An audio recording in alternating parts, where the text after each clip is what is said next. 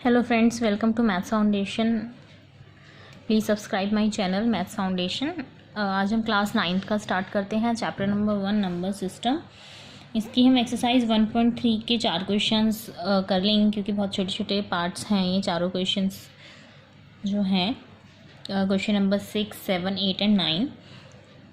So we are starting with question number 6। Question number 6 में क्या कहते हैं, P/Q के रूप की परिमेय संख्याओं के अनेक उदाहरण लीजिए जहाँ P और Q पूर्णांक हैं जिनका एक के अतिरिक्त कोई भी अन्य गुणनखंड नहीं है और जिसका शांत निरूपण है।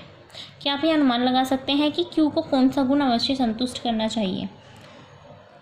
मैं पहले आंसर करके दिखा देती हूँ, फिर उसको क्वेश्चन के साथ रिलेट करूँगी तो आपको ज़्यादा बेटर तरीके से समझ आएगा।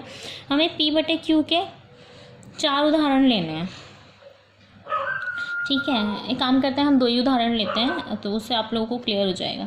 और ऐसे उदाहरण लेना है जिनका एक के अतिरिक्त कोई और अन्य गुणनखंड नहीं हो, मतलब P और Q में केवल एक ही गुणनखंड होना चाहिए जो कॉमन हो, वो होगा 1। मतलब वो एक प्राइम नंबर होना चाहिए, क्योंकि प्राइम नंबर ही ऐसा होता है, अभाज्य संख्या ही ऐसी संख्या होती है जिसका जिन दोनों संख्याओं का सिर्फ एक ही उभयनिष्ठ गुणनखंड होता है जो कि 1 होता है, ठीक है। जैसे कि हम ले लेते हैं 2/5, ये हो गया P/Q की फॉर्म में।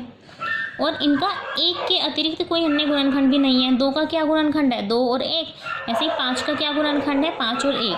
तो कॉमन गुणनखंड क्या है, 1। तो इन्होंने यही बोला कि एक के अतिरिक्त कोई और गुणनखंड ना हो। और 7 दशमलव निरूपण होगा। 7 दशमलव निरूपण के लिए ना बेटा हमेशा जो Q होता है हर, वो हमेशा 5 और 2 होना चाहिए। शांत निरूपण के लिए Q हमेशा 5 और 2 होना चाहिए, या फिर हम इसको ऐसे लिख सकते हैं 5 × 2n, ठीक है।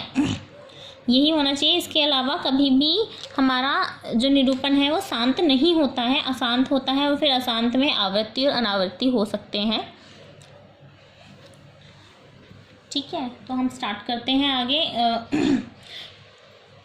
तो यहाँ पे यही पूछ रहा है कि Q का कौन सा गुण अवश्य संतुष्ट करना चाहिए। तो Q हमारा 5 और 2 होना चाहिए। तो मैंने नीचे 5 लिख लिया है।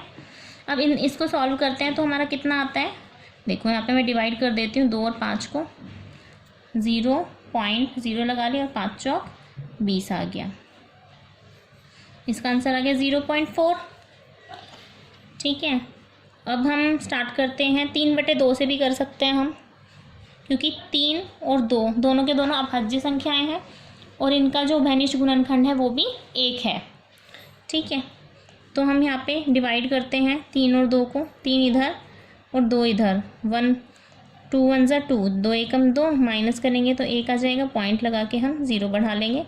2 पंजे 10, कितना आ गया 1.5 हो गया ना। शांत मतलब जिसके लास्ट में हमारा शेष 0 आ जाए। अब हमसे क्वेश्चन में बोला है कि ऐसी 3 संख्याएं लिखिए जिनका दशमलव प्रसार अनावसानी अनावर्ती हो, मतलब रिपीट नहीं होना चाहिए।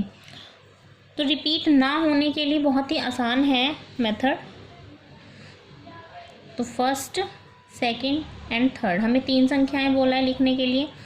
देखो फर्स्ट संख्या होगी 1.01, 001, 00001, 4 × 0, 1 एंड सो ऑन, क्योंकि हमसे अनावसानी अनावर्ती संख्याएं पूछी हैं। दूसरी संख्या भी इसी तरीके से कुछ लिख लो, 2.10, 110, 111, 4 × 1 0 एंड सो ऑन। तीसरी संख्या भी इसी तरीके से लिख सकते हैं, 1.41, 441, 3 बार 4 1, 4 बार 4 1 -- सो ये बहुत ही आसान है। अब आते हैं हम इस पे क्वेश्चन नंबर 8 पे। परिमेय संख्याओं 5/7 और 9/11 के बीच 3 अलग अलग अपरिमेय संख्याएं ज्ञात कीजिए। हमेशा क्या पूछते थे, परिमेय संख्याओं के बीच हमेशा परिमेय संख्या पूछते हैं, लेकिन इस बार क्वेश्चन में हमसे अपरिमेय संख्या पूछा गया है। सो अपरिमेय संख्या पूछा गया है तो इसके लिए हमें क्या करना पड़ेगा, पहले परिमेय संख्याओं को पॉइंट में बनाना पड़ेगा। तो परिमेय संख्याएं कौन कौन सी है, 5/7 और 9/11। इनको पॉइंट में बना लेते हैं, 5 को अंदर रखते हैं और 7 को बाहर। 0 लगा के पॉइंट लगा के 0 बढ़ा लिया, 7 7 49, ठीक है। माइनस करेंगे तो 1 आ जाएगा, मतलब ये 0.7 के अराउंड है, आगे कुछ भी आ सकता है। ऐसे ही 9/11 को क्या करेंगे, 9 अंदर लिखेंगे, 11 इधर, 0.0 बढ़ा लेंगे, 11 8 88, माइनस करेंगे तो 2 आ जाएगा, ठीक है। ये किसके बराबर हो गया, 0.8 के, ये 0.7 के बराबर हो गया, ये 0.8 के बराबर हो गया।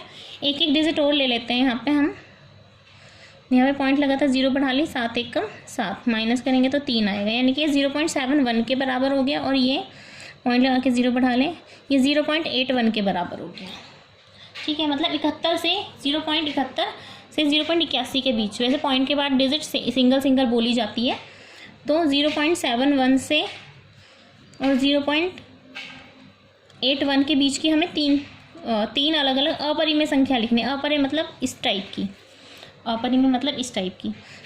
तो क्या होंगी पहली संख्या, 0.72 हो जाएगा, 772, 3 बार 72 डैश डैश डैश।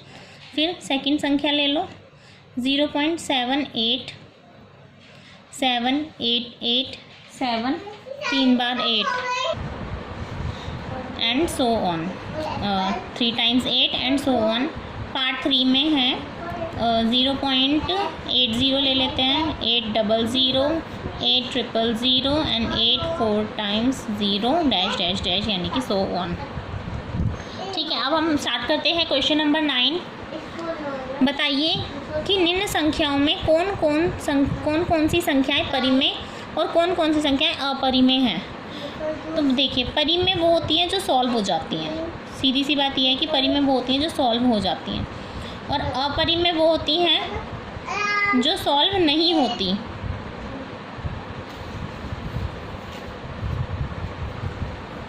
ठीक है, तो क्या √23 सॉल्व हो जाता है? नहीं, √23 सॉल्व नहीं होता, इसलिए ये अपरिमेय संख्या है।